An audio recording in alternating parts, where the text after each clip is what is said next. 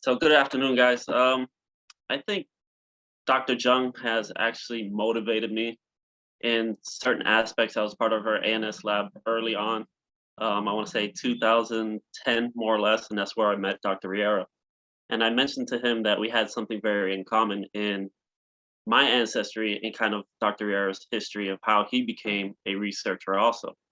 And once you as an undergraduate graduate, Dr. Jung has always promoted how do you give back to your community, right? What can you provide to the university or what can you provide to students? I think was a great opportunity for me. Maybe not so much, monetarily or something, but I think I'm giving back something to the community, something so memorable for engineers in total.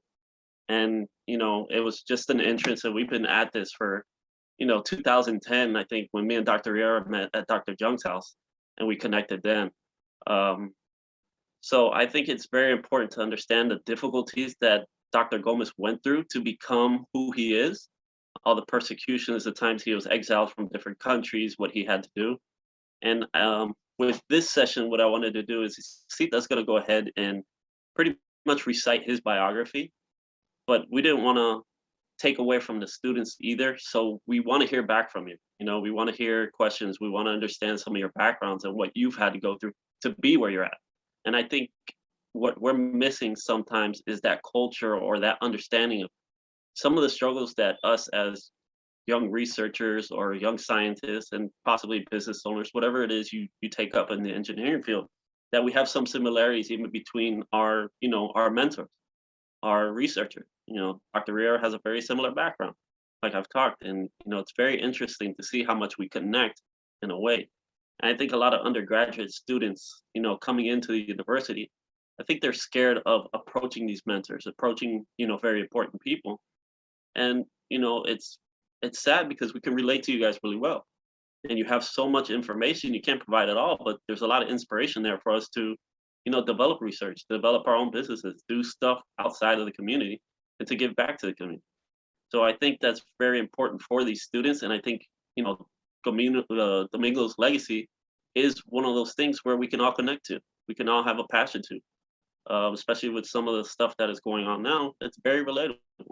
So I think I'm going to go ahead and turn it to Sita.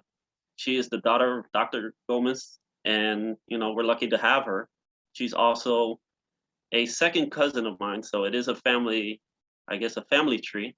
And she's a book. So ask any questions afterwards. So much more of the history, not so much of the science. I think that's Dr. Riera's job. But anything historical, and I'm telling you, she has stories. We've been talking for at least, I think, 48 hours straight of just historical facts and historical things that happen throughout. And I think a lot of the students can relate to that. And we want to hear from you. So we'll probably do half an hour, 45 minutes of a presentation, and it's going to be more of an interview type question, a narration. And then we want to hear back from you, ask questions. All right, so here we go with Sita. And what we're going to do is she's going to start off with the history. Start off from the very beginning from Dr. Gomez. I mean, All Sita, right. go ahead and introduce yourself. I'm Sita Gomez. Now, I'm not an Indian. I wasn't named after an Indian goddess. I was baptized Cecilia. But father used to say to me all the time as a child, Pobrecita. And I ended up with the nickname Sita. So no Indian goddess now, even though it would have been very nice. Father was born in September 22nd, 1903, in one of the remotest parts of Cuba, in the mountains of Las Villas, in the center of Cuba. There's a tree planted there to mark the geographic center of Cuba. And the family were all cattle ranchers. He was born on the family property was called Oropesa. It was a 2,000-acre ranch where the only food item that had to be bought was salt. Everything else was produced on the ranch. And he, since he was 4 or 5 years old, was active with horses. He liked to break horses. In other words, bring a horse that is not trained or anything, and he would make them usable, friendly. But the other thing that troubled him is that he wanted an education. And my grandfather had a schoolroom, a schoolmaster who came on horseback every day, except Sunday, and taught all the children. There were 12 brothers and sisters in the same classroom. So it was a very simple kind of education. And my father wanted to have further education. His father always said, books are for burning. And in despair, my father decided to take his future into his own hands. He was already 6'1", so he was able to fool people into thinking he was much older. So he found out that there was a rich rancher quite a distance from home who needed someone to take care of all the peons and the cattle and all that, in charge. He was 13 years old. He got on his horse in the middle of the night and went to the ranch. He was hired right away. He was given $3 a month and a lasso. He had to supply his own horse. And he disappeared. So the father went to the rural police to find him. Nobody knew what had happened to him. He hadn't left a note behind. Eventually, the police found him and brought him back. The ranch owner who had hired him said, I thought he was an adult because he was so tall, And he said to father, come back, you were the best employee I ever had. So come back when you're older. At that point, there was a crisis in the family because father was insisting he wanted an education and there was no money. This was after a terrible revolution in Cuba. And the families had been reduced to I think my grandfather had the money, but he didn't believe in an education. Luckily, father's maternal grandmother was the daughter of the Marquis of Cardenas, and she was an educated woman. She was a professor of Latin. And she took my father under her wing. She had no money, but she had a brain. She took him to Santa Clara, where the school was, where the high school would have been. They had no money for the school, but she had a friend there who owned a department store. In other words, he was well off, and she asked, can you give him a room? And they gave him a room above the garage where male servants slept. Then she found father a job delivering milk very early in the morning, because then he could go to classes. And then he went, that paid for his classes. And after a while, she went to speak to the teachers, as she was curious to know how he was doing. When she went to the mathematics professor, he said, you've got to help him get an education because the boy is a genius. And at that point, she realized she had a mission. She had to help him, but nobody had money. There was no, and everything required money if you want an education. So she said, we're going to put him in the army. By then he's 14, but he's 6'1". He can fool anybody. And she got him into the army. He was the only white boy in his regiment, and a farm boy at that, So he was picked on and all that. That didn't bother him. He wanted money to buy the books. The books were very expensive, especially if you have no money. And here he had lodging, food, uniforms, and a salary. Meanwhile, he also studied to become a corporal, and he came out first among 50 applicants. So that upped his salary a little bit also. And at one point, the man, the officer in charge of his quarters, went to the superiors to denounce him because apparently my father was practicing witchcraft, and he was bringing proof. He brought his chemistry books and his mathematics books as proof that he was into witchcraft. At that point, the officers said, this is a smart boy. Let's bring him in and work with us in the offices. So it was a bonanza for father. And they asked him, the only requirement was he had to learn how to type. That was very important, uh, where he was going to be employed. And he learned how to type very well, so well that he got a medal for it.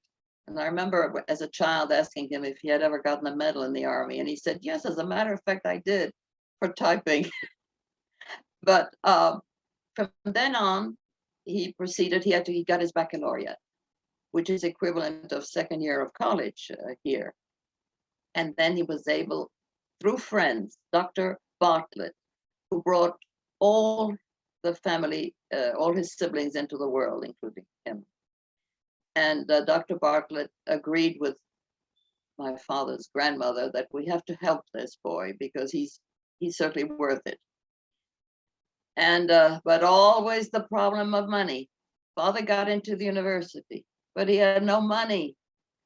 Dr. Bartlett was of an old American family that had settled in Cuba in, I think, 1835 and returned every year to study in the United States. They're a family from Massachusetts in the shipping business. Then, I don't know if it still exists.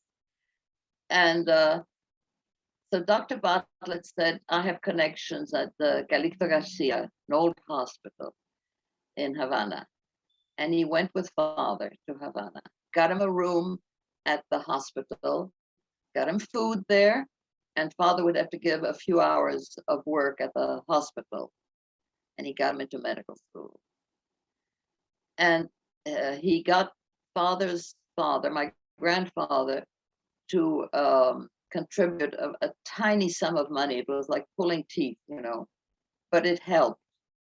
And father was very nervous because he knew that his father could stop that payment at any moment. And so he's in medical school, but being nervous that the funds are going to dry up, he decided to study 4 careers at the same time. So he studied medicine, pharmacy, law, and mathematics. So everybody knew who he was at the university. He was famous there as a unique student. And his main complaint always was how expensive the school books were. And that was one of his things when he returned to Cuba in 52. He said, we've got to make it possible for the students to have inexpensive books. This is a terrible situation. Anyway, so father is studying 4 careers at the same time, and he's getting marvelous marks in everything. And then he reads in a medical magazine that in France, medical students have direct contacts with patients. And in Cuba, and maybe in the United States also at that time, it was through books. And he felt that this was not acceptable, that it should be a patient-to-doctor relationship. So he, at the same time, he reads that in France, it is the students have access to patients from the beginning.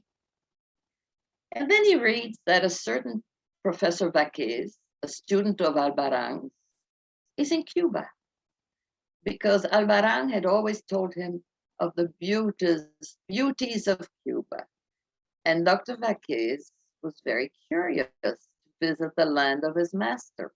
Dr. Vaquez in the press was named the king of the cardiologists and the cardiologist of kings. Whenever a king got sick, he was called in to take care of the patient.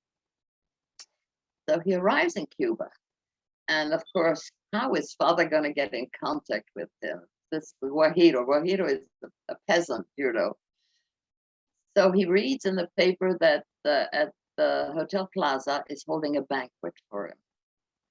And father decides to go, puts on his only suit, gets always dressed. He was always immaculately dressed.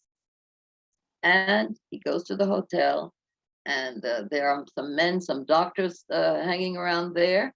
And he goes to them, which one is Dr. Vaquez?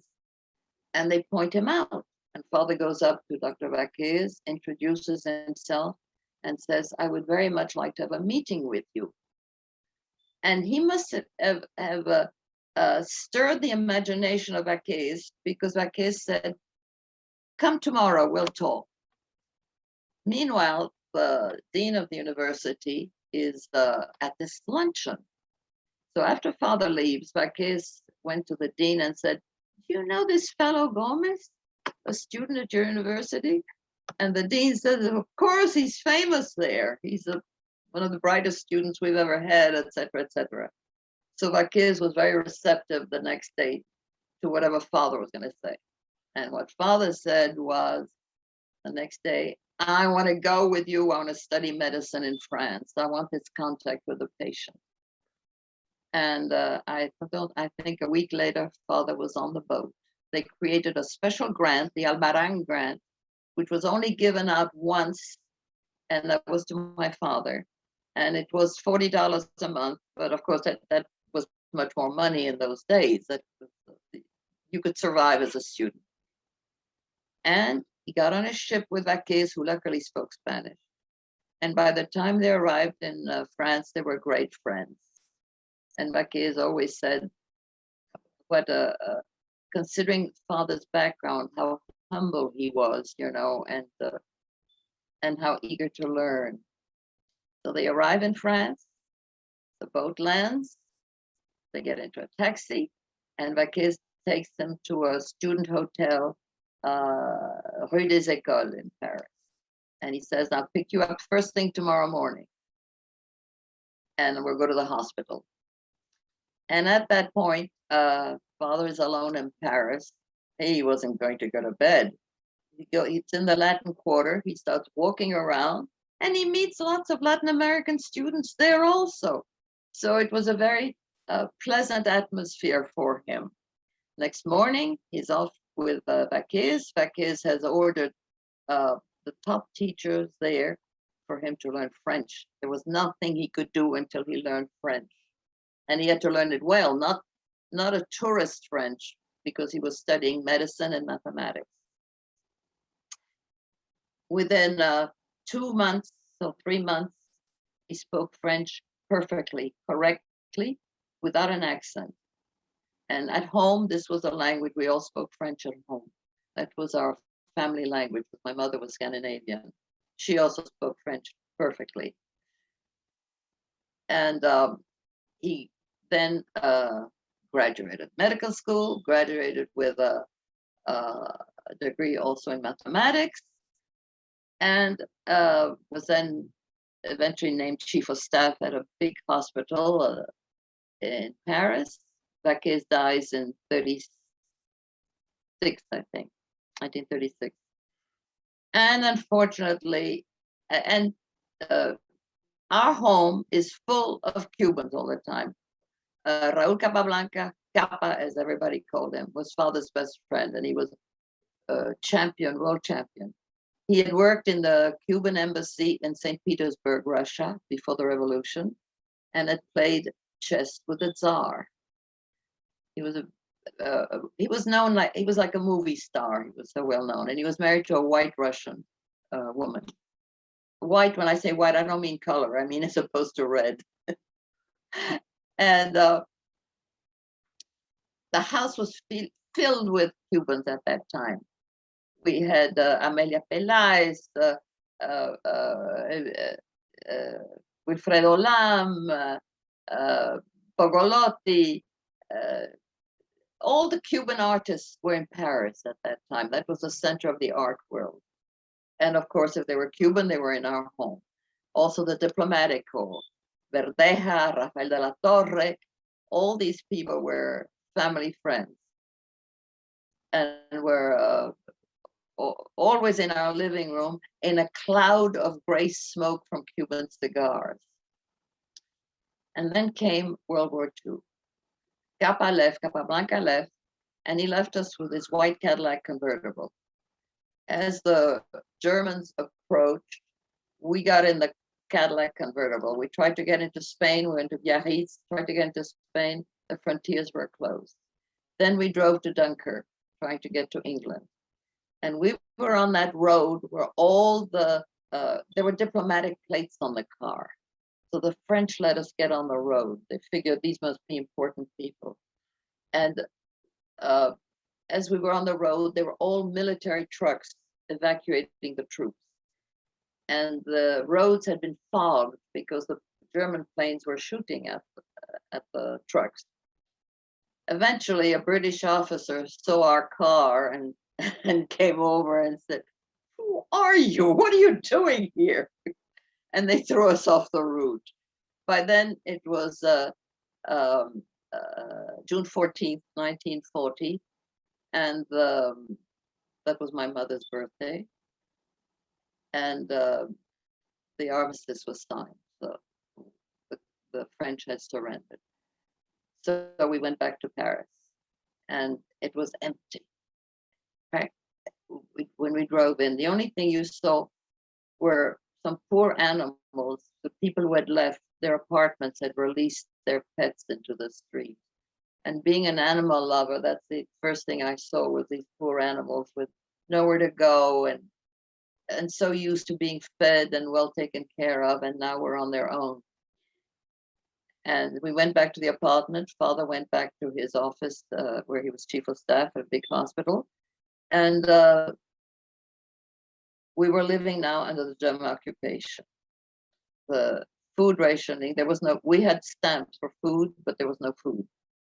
In other words, you would show up at a store with your stamps, but there was nothing on the shelves. For me, the worst thing was that there were, the soap they issued was gray and gritty like sand. And I was used to nice, big, puffy, sweet-smelling soaps. And also the fact that you were living under the German occupation. I was taken out of my school. I went to St. Barbe, which was a private school. Middle-class people always went to private schools. And I always, when I complained because it was so far away, my mother would say, because then I said, why can't I go to the same school the maid's son goes to, which is around the corner from home? And mother said, because then you'd speak French like him. And in France, it classes you how you speak the language, you know. Anyway, I was pulled out of St. Barbe because it was so far away from home.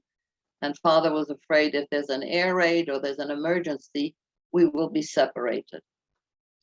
So I was put in a private school near home. I was 8 years old, sitting in the classroom when the door opened and 3 German officers walked in. They spoke with the teacher for a few minutes, and my eyes were darting back and forth. This didn't look good. I thought, this is not going to end well.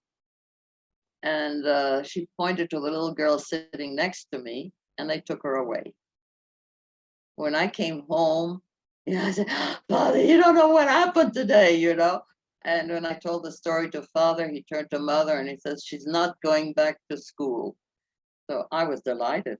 All of a sudden, I didn't have to go to school every day. Then we started hearing of friends who were disappearing. A very close friend where we had lunch almost every Sunday with a family who had an apartment on top of the School of Physics and Chemistry. Paul Langevin, Nobel Prize winner, physicist, who had had this very scandalous affair with Madame Curie while they were both married, not to each other. And he probably was a card-carrying, they were all communists. All intellectuals in France were, probably still are. And he was taken prisoner, and he was taken into one of the scariest prisons in Paris. And I remember Father had to wait, I don't know how long before he was able to see him. And because you couldn't just go, you were only allowed a certain number of visits. And he went to visit Langevin. It must have been a very handsome man. He was tall, slim, had a military figure, and stood up very straight. And he had a great crew cut and a handlebar mustache. And I suspect he must have been in the military when he was young. And then after a certain time, they decided to release Langevin, but they sent him 100 miles away. And father was the one with the family who went to get him out of jail, the prison. And as father is helping Langevin, in France, the toilet paper were sheets of light brown paper, regular paper. And Langevin hands father a whole wad of toilet paper, clean toilet paper. And father looked perplexed as to what is this? And Langevin says they wouldn't give me paper to do my formulas, my mathematical formulas on. So I used the toilet paper. And so that was the explanation for that toilet paper. And so Langevin was released. He was put in house arrest 100 miles from Paris. And I know that eventually he did escape to Switzerland, but he died just after the war, I think in 46. I never saw him again. 1941, father has a secretary at home typing out this book, the famous book, Hémodynamique et Angiocinétique. This is it. And you will get it. The university will have. I have 2 copies, one is for you. And the secretary, we had no heating also, and it was the coldest winter Paris had had in 100 years. No heating. And she used to sit at the typewriter. She had gloves without fingers. She had a cap pulled down, a scarf, a fur coat, and a blanket around her. And she sat there typing while father dictated. The book got published, and at one point, father gets summoned to the Gestapo headquarters and is received very well, very politely, and the colonel then hands father an envelope. And he said, "Do you know what this is?" And father said, "No." He expected the worst because you never knew what was going to happen, even though he had never been in politics. And it was a personal invitation from Hitler to continue his research in Germany. Father was a pioneer in what was called médecine de l'air, which is what happens with the human body in outer space. And this was very new in those days, so it was very apropos. And that's when he came home, and I knew all about politics because I went to the movies with my parents, and they had newsreels. So I knew who Hitler was. I knew everything that was going on a very superficial basis, of course, but I knew who Hitler was. And father came home and he said, "I have this letter from Hitler." And I looked at him, I said, "He has a letter from Hitler?" And I remember him sitting down at the desk in the living room next to my mother, who's leaning over. He pulls out the letter and they're reading it. And I ran over. I wanted to see, because father then, after reading it, says, "Look at that, it's signed by Hitler." And I ran over to look at the signature. I wanted to see that. And I wasn't impressed. It looked like a number 4 to me. And I would only have been impressed if it had been a very elegant signature like one of the kings of France. Anyway, after father read it, mother said, "What are we going to do?" And father said, "We have to get the hell out of here, that's all. We have no choice. I'm not about to work for the Nazis." So that began our exodus. Father had to send a cable to the president of Cuba and to Congress and to all the senators to get us out of here. Father and I were Cuban citizens. In France, you're not a French citizen if you're born there unless your parents are French. My parents weren't French. I had a Cuban passport. Father had a Cuban passport. Mother had a Norwegian passport. So at that point, he had to find somebody who could go to Vichy, which was free territory. From there, you could send a cable. But you couldn't just go to Vichy. You needed a permit. So he had to find somebody who was going to Vichy. Through his friends, he found someone. they met at a cafe, and the father explained to the man, this is the money and this is the cable. You send that cable to the president of Cuba. The man was highly unpleasant, not simpatico at all, which is in a Spanish country, it is very important to be simpatico. And he took the money, put it in his wallet, and put the cable, the text for the cable, in a book and put it under his arm and left. And as he left, father said, he's never gonna send a cable. He's just gonna pocket the money. Within a couple of days, father was summoned to the Gestapo again. And they said, you have an exit visa. He came home. He said, we've got the exit visa. And my mother said, oh, when do we leave? And father said, tomorrow. And then mother said, but the house, he says, we're walking out. Sita's taking her cat, and we're just walking out with what we're wearing. And we walked out. We went to Spain. We got into Spain this time. Father had emptied his bank account, so we would have money for the trip. And we arrived in Bilbao. We checked it into the Hotel Torrontegui. I liked the hotel very much because it had towel warmers in the bathroom. And I thought that was very luxurious. And when father went to pay, they wouldn't accept them. So now we were without any money and in Spain. But luckily, the Cuban consul came to our rescue. He put us in not a hotel. This was a rooming house, which was fine. It had food. It was clean. There was no problem until the boat was ready to take us to Cuba. After 3 months, the Magallanes arrived.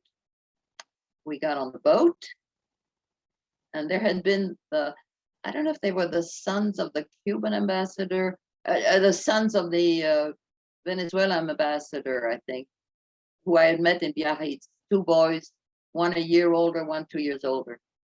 And I hated them because they used to lock me in a closet in the hotel to kiss me. And what happens? I get on the boat and there are the 2 Castro brothers. I had to make the whole trip with them. But anyway, we were on the boat. It was very nice. We had first-class ticket, a first-class cabin. It had a bed, a sofa, and a crib for me. But a 9-year-old cannot sleep in a crib. I used to have to fold myself. Father slept on the sofa. Mother slept in the bed. It was a cabin for 1 person. But we were so many leaving occupied France that we were all crowding up. After 1 or 2 days, a mine hit the ship, and we had to go back to El Ferrol in dry dock, and we were there probably 10 days or 2 weeks. There was a huge hole in the hull, and a mine had hit it. It was repaired, and off we went. The problem was that the food that had been allowed for the trip was beginning to be used up because Spain was in a very bad condition. This was just after the Civil War. So there was a rationing of food on the boat now.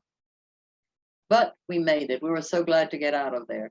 There was Paul Rivet, the director of the Musée de l'Homme in Paris, also a communist senator, dear friend of father's, on the ship. He was married to a Latin American woman. She was not on the ship. Maybe she was already in whatever country she was from.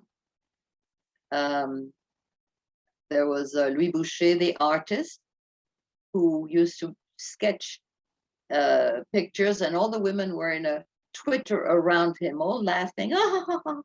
And I was very curious because I started to paint when I was 4, so I wanted to see what Louis Boucher was painting. And as I approached, he would close the book right away. I never saw. Years later, I asked my mother once, what was he drawing? Why was he showing? And she said, he was drawing erotic pictures for the ladies. So no wonder he didn't want me to see it. But And there were other important people leaving also. So we arrived in Havana, and as we were on the dock, we see Raúl Capablanca there, and Olga, his wife, and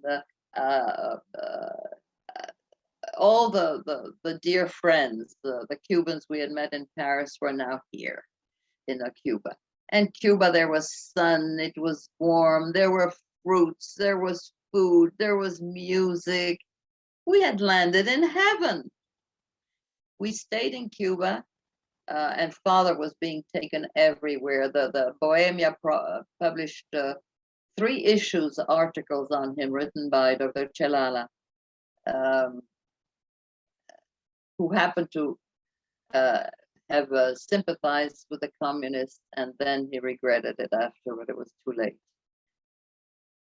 He was a dear friend of Father's. And he was on the radio. We went on a radio program where they had actors impersonating Father and Mother and I. It was called Eso Rinde, I forgot the rest, Honor al Hombre, something like that. It was a radio program, but there was an audience listening to it, like theater. And then Father had to go to the United States because the kind of work he did was too sophisticated for Cuba. Besides, this is he has to be in an ambiance of other scientists, and also it's financed by the government, and small countries don't have money for that. So we arrived in the United States. We land in Miami, only to go to the airport that is bringing Raúl Capablanca's body back to Spain. He had just died. It's March 1942. And I remember Father taking me. Mother stayed with Olga, who was all in black in mourning. And Father took me to the wagon train where the luggage was and where the coffin was. I was 9 years old. I wasn't very happy to be there. He lifted me up so I could get on the wagon, and there's the coffin with Capa. And I thought, I wonder if he's going to open it, or I wonder if Capa's coming out to greet us. But I think Father must have said a few prayers, and having lost his good friend. And that was a sad arrival to the United States. From there, we went to New York City. And it was still very old-fashioned. There were trolley cars on Broadway, on Times Square. You didn't have that in Paris. Paris was modern. And we rented a furnished apartment at 17 West 64th Street. It was fine. It was a 1-bedroom furnished apartment. We were on a very limited income. And Father had to learn English. And like everything else he did it.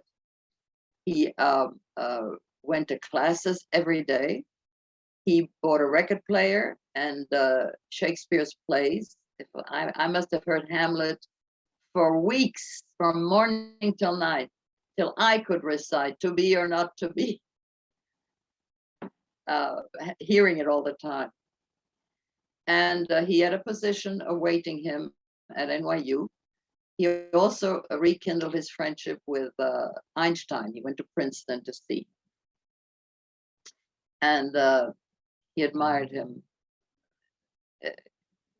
fantastically, And the one thing is that Einstein was, as he was discussing mathematics, he was distracted. And he had long hair. And he would take a strand of his hair and wind it around his nose. And that would distract my father, who was deep into mathematical formulas. But that made him much more human anyway, Einstein. And he went many times. And I remember Mother would say to me, "Father is not home today, he's with Einstein." And I thought it was a strange name. It wasn't the name I was used to, So it had stuck in my mind. And I was reading a comic book, and I see one of the characters saying, "Who do you think you are, Einstein?" And I ran with a comic book to mother and I said, "Is this the same Einstein?" And mother said, "Yes." And I thought, my God, he must be an important man to be in a comic book. So father, after 3 months, it took him 3 months to learn English. And he learned it correctly, like everything he ever did, made sure he had an accent, but he spoke it grammatically correct, and he had a vast vocabulary, and he was able to start his job at NYU. We were there till January 1st, 1952. Just before that, Brillo had contacted father, President Brillo, and said, "You know, it's really a shame. You work in France, you work in the United States, and you haven't done anything for your country." And he shamed father. And father says, "Well, what do you want me to do?" And Brillo said, "It's for you to present a program or present it to Congress, and we'll see what happens." And there was this homesickness in father. And he decided, yes, I will do something for my country. He presented a program of what he would need. He wanted a free clinic in each province for heart patients. He wanted a National Heart Institute that would attract cardiologists from all over the world, grants for medical students. There was a whole series of things. And it was approved. So we arrived in Cuba, I think the 2nd of January, 1952. Unfortunately, not good timing, because the 10th of March, Batista does his damn coup d'etat. And that created that destabilized everything, except that we all thought it's not going to last. There's going to be elections, and which was all wishful thinking. By the time elections came, it was too late. And within a short time, Castro starts the terrorism, planting bombs everywhere. So life in Cuba became very difficult. But we didn't think it was going to last. It couldn't. It couldn't last, you know. And unfortunately, it's still there. And by then, I was married. I was living in New York City. And my parents were coming up. 1958, they were coming up. 1958, there was an election. Batista held an election. And father went to vote. It was the only time in his life he had ever voted. And he insisted to vote. Mother said, "They're going to kill you. Don't go." And father said, "I have to vote. It's my patriotic duty." So he went to vote, and he was gone the whole day. And mother said, "That's it. They've killed him. They've killed him." And the reason he was gone the whole day is that there was a box, a wooden box where you put your vote in. And he inquired, and I said, "Yes, as soon as the votes are counted, we bring the box back." And father said, "I'm waiting." And he waited for the box to be brought back a few hours later. But they brought back a box of different color. And father got hysterical that they cheated. There, something's happened. Why is not this is not the box that left here? What is this box? You know. Anyway, and he finally came home. And he was supposed to get the French ambassador, Philippe Rousset, was going to give father the Legion of Honor. It had already been announced, and we had received the correspondence, but the actual decoration was going to be given a couple of days after. And the next day, father puts the news on the television. And I was in another room with my children. And I hear father screaming at the TV. And I went in and said, "What's going on?" And father says, "Rousset, the French nation is giving Batista the decoration." And he said, "I will not accept it." And he picked up the phone. He called Rousset, the French ambassador, and said, "You can keep your Legion of Honor. I will not accept it." And Jose said, nobody has ever refused a Legion of Honor. And Father said, so I shall be the first one to refuse it. And to this day, there is no record that anyone has ever refused it. So it's for me, you will know that yes, somebody did refuse it, and that was my father. This was November 1958. My parents were coming up. I was going back with the children to be with my husband in New York City, and my parents were coming up for Christmas. Christmas 1958. So they came a few days before because they wanted to do shopping for the children and all that. And we celebrated Christmas. Father saw his friends at the university. And January 1st, I put the TV on, and we are all sitting there with our mouths hanging down. Castro has walked into Havana. And I know Father at that point was really upset, you know, and he said, we've got to go back. And excuse me, the flights were canceled between Havana and New York City and the US for 6 days. January 6th were the first flights, and my parents got on that first flight. And he said that was already a sight of what was going to happen. It was full of hooligans with guns, the machine guns, running around, delinquents on that plane, something which had never happened. You know, you travel, it was a regular flight from New York to Havana. Had never seen people like that behave that way. They arrived in Havana, and within days, Father's arrested and locked up in the sports palace, which officially held 5,000 people, but now it had probably 2 or 3 times that amount of people. He was locked in a closet for 24 hours. And Mother, not knowing, you couldn't go to the police. Who do you go to at this point? So the French ambassador, the Mexican ambassador, and the Spanish ambassador were social friends. So she went to the 3 of them, and they got in the embassy car, went to the Palacio de Corte, and they pulled him out, and they said he's not going home. The Mexican ambassador is coming to stay at the embassy. Every night at the embassy, the Castro people machine gunned the embassy because they knew there were people there who they wanted to kill. Which means that they wanted to kill my father. They knew he was there. My father had never been in politics in his life. He wasn't interested. His interests were scientific ones. At that point, the Mexican ambassador says, "You've got to get him out of Cuba. There's some kind of they're going to kill him. How do you get him out?" So they got a flight for him. They put him in the embassy car with a Mexican flag, put him on a plane, sigh of relief, and within 5 minutes, the plane had returned and they had pulled him off the plane.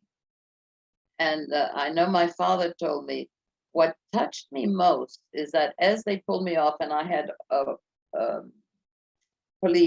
military people with guns on either side of me, people who were waiting to get on the plane, there were people crying when they saw what happened to him. And that touched him very deeply, you know. Anyway, so the Mexican ambassador grabbed Father and said, "He's ours," and he pushed him in the limousine of the Mexican embassy, took him back to the embassy, and he got together with the French and the Spanish ambassador, and they said they started plotting how they'd get him out of the country. And the next day, he was on. They got him on a plane. They put the French, Spanish and Mexican flags on the embassy car, took him to the airport, put him on a plane, and he arrived in my home the same day, April 1st, 1959, in a white linen suit. Freezing New York. April 1st can be very cold, and no luggage. And the next day appeared in the paper that he had left Cuba with 10 suitcases, one full of jewelry. And this became a family joke because every year I'd say, listen, aren't you going to tell us where all those jewels are? Anyway, this was, I think, one of the most painful things for my father, for this to happen in his own country. You know, we left France. Well, he wasn't French. It was painful because he had made his career there. But what happened in Cuba touched him. His brother, who was a military officer, was condemned to 20 years in Isla Pino as a political prisoner, as many other family people. So it touched all of us, you know. So he arrives April 1st, but he arrives alone. My husband comes home from work. He had a British passport. He was in the process of becoming a citizen, but he hadn't been a resident long enough. He had to be a resident 5 years, and he still had his British passport. And my father took his hands and said, "You've got to go and get my wife out." And the next day, my husband was off to Cuba. He had been 4 years in the British Army in the Second World War. So he was a little savvy about how to handle these situations. He was an architect, not a military man, but he had been for 4 years. And he arrived, went on the ranch, and mother said, we've got to go and buy the tickets. And my husband said, no, we're not going by plane. We're not playing that game again. We're going to drive out. We're going to take the ferry. So next morning, they got into the car. My husband drove to the ferry. They got on the ferry. Next morning, they were in Key West. And I got a collect call. And there was a man's voice at the other end that said, the Eagle has landed. And they drove all the way up. And father was delighted he had mother with him again. And he went back to his position at NYU. The rest is history. But he meets Diaz Balart, who is forming a government in exile. And they beg him to, please, would you be the president? Because we need someone who has no political stains on him of any kind, you know. And we need someone for the presidency. And father accepted the presidency of Cuban president in exile. And that was to become a big problem in his life, because in the intellectual world he lived in, all these professors thought of Castro as Robin Hood.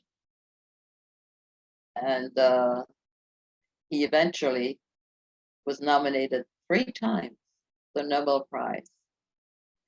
And his stance against Castro cost him the Nobel Prize.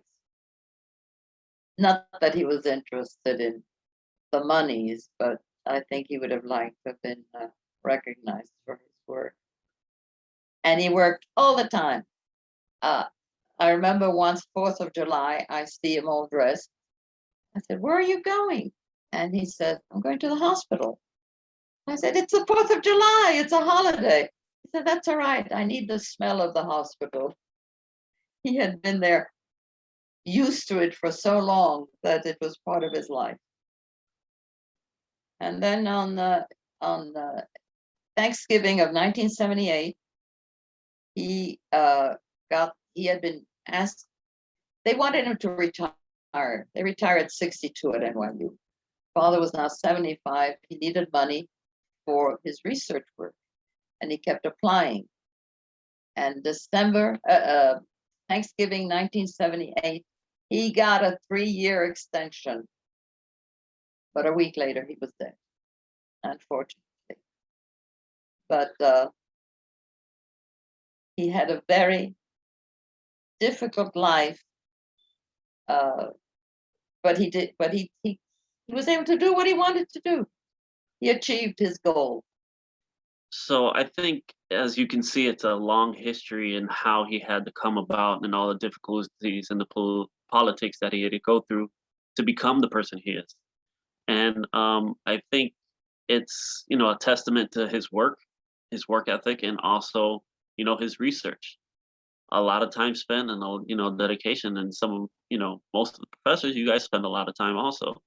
I think it's a very big contribution just to know that he had to go through 3 or 4 different exiles just to be able to accomplish a great life, provide for his family and to live, happily. Unfortunately, Cuba is still the communist country it is, so it's in that situation. But as you can tell, I think one of the FIU initiatives is to always give back to your community. And I think from the very beginning, Dr. Domingo Gomez also gave back to his community. And I think that's a very important thing to the students. And not only that, now that we continue to push his legacy, I think he is still continuing to give back to the community. There's going to be opportunities. And like Dr. Hutchinson said, Sita's willing to start the scholarship fund for, future graduate students with similar backgrounds. And I think that's very important for the university and for the students themselves. As she said, I think one of the things that us students always complain about is how expensive books are. Explaining to her, books are still $200, $300, $400 a pop. Yeah. So, any little bit helps, and I think it's a great opportunity. But I know Dr. Ramaswamy has a question of how can we as scientists have a greater role in government policies as this is still insufficient. And I think there's, it's very hard to get into it because there's a distant connection between politics and science. We can tell now with the coronavirus how, people don't believe in the science and people don't believe in the vaccines and stuff. But I just think there has to be a better understanding and more education toward the non-scientific, to have better explanations, cut the red tape and have actual conversations. And I think, being somebody like Domingo who was not politically motivated, I think it takes that. It takes somebody, an outsider, to be able to explain the intricacies of the science and the research that we're doing. So I think it's very important that we continue to educate people. And I think branching out with these seminars, for example, is a great way to have, normal day people understand what we're doing and what we're researching in a basic way. So I think if you guys have any other questions, if some of you guys want to chime in, you can go ahead and chime in and ask some questions.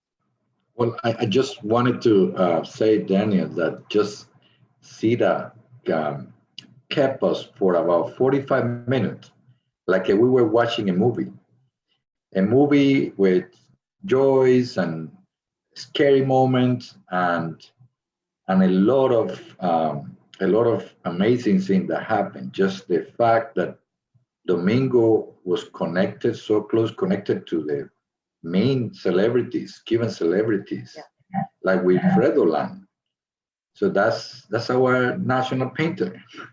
yeah. And to Jose Raul Capablanca, which is not even people don't know. He was in Cuba. He was a chess champion for many years. Yeah. Until fight with Fischer. So the fact that that all these personalities were linked in a way to other, from the good guys to the bad guy like Hitler, and just having that overview. By the way, Sita, we have been recording the whole meeting. So this is going to be a testimony that will be forever in our records. And it's the way that we will have to forget it and to have it in. I know that you're writing a book about the family history, but at least now we have all these 45-minute dense and well narrated and well put it together history of Domingo in one single recording. That is phenomenal.